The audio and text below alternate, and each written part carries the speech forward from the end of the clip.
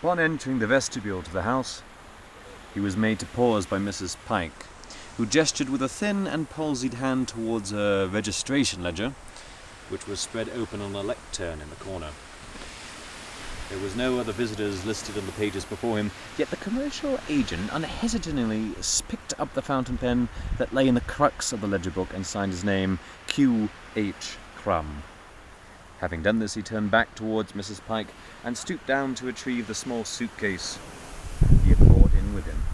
At that moment he first saw Mrs. Pike's left hand, a non-palsied hand, which was just as thin as the other, but which appeared to be a prosthetic device resembling the pale hand of an old mannequin, its enamelled epidermis having flaked away in several places. It was then that Mr. Crum fully realised, in his own words, the deliriously preposterous position in which he had placed himself. Yet he said that he also felt a great sense of excitation, relating to things which he could not precisely name, things which he had never imagined before, and which it seemed were not even possible for him to imagine with any clarity at the time.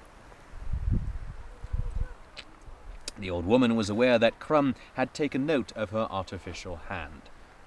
"As you can see," she said in a slow and raspy voice, "I'm perfectly capable of taking care of myself, no matter what some fool tries to pull on me. But I don't receive as many gentlemen travellers as I once did. I'm sure I wouldn't have any at all if it were up to a certain person," she finished. Deliriously preposterous, Mr. Crum thought to himself. Nevertheless, he followed Mrs. Pike like a little dog when she guided him into her house, which was so poorly lighted that one was at a loss to distinguish any features of the decor, leaving Crum with a heady sensation of being enveloped by the most sumptuous surroundings of shadows. This feeling was only intensified when the old woman reached for a small lamp that was barely glowing in the darkness, and with the finger of her real hand turned up its wick, the light pushing back some of the shadows, while grotesquely enlarging many others. She then began escorting Crum up the stairs to his room, holding the lamp in her real hand while simply allowing her artificial hand to hang at her side. And with each step that Mrs. Pike ascended, the commercial agent seemed to detect the same jingle-jangle of bells that he had first heard when he was standing outside the house, waiting for someone to answer his ring. But the sound was so faint, as if heavily muffled, that Mr. Crum willingly believed it to be only the echo of a memory or his wandering imagination.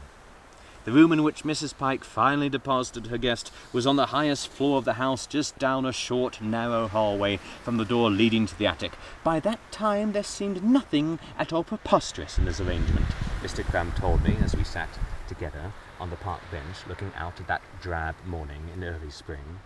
I replied that such lapses in judgment were not uncommon where Mrs. Pike's lodging house were concerned. At least such were the rumours I had heard during the period when I was living in the town near the northern border.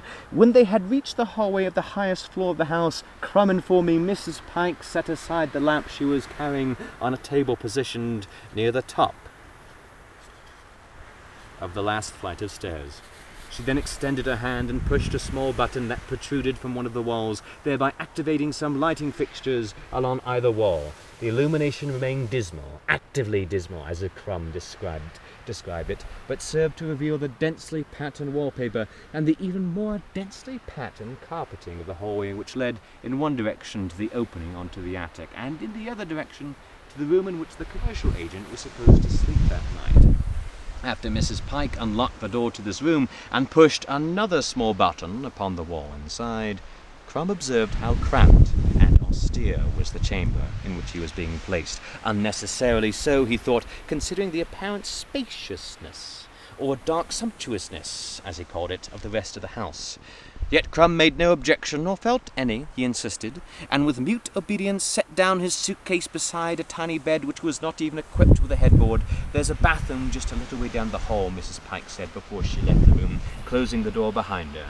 And in the silence of that little room, Crum thought that once again he could hear the jingle-jangle sound of bells fading into the distance and the darkness of that great house.